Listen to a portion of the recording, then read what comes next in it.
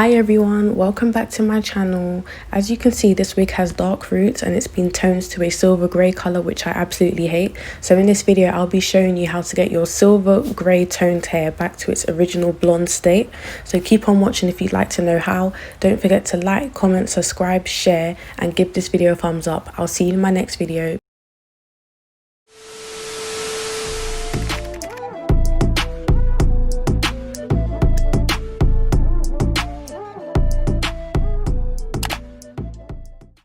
So first of all, you need to get a bowl and some lemon juice. The lemon juice needs to be 100% raw lemon juice, not diluted or anything.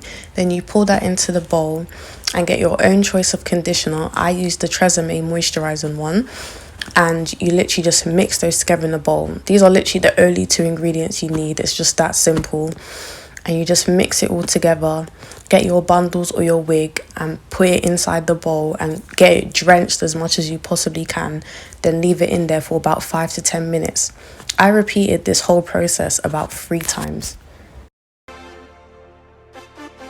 So I just want to explain that at this point, this was the second time I had done it, hence why it already looked wet.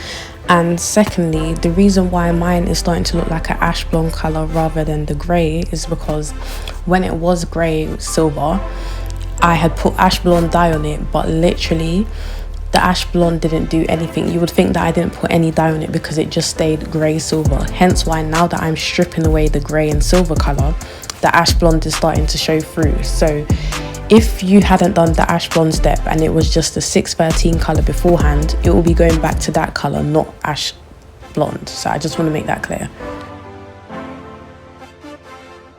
The last thing I did was left it to air dry. As you can see, it no longer looks grey or silver. This whole process was so quick and snappy. It didn't take me more than half an hour. It was really simple. So I really hope you guys enjoyed this video. If any of you try it, let me know. But that's it from me. So I'll see you guys later.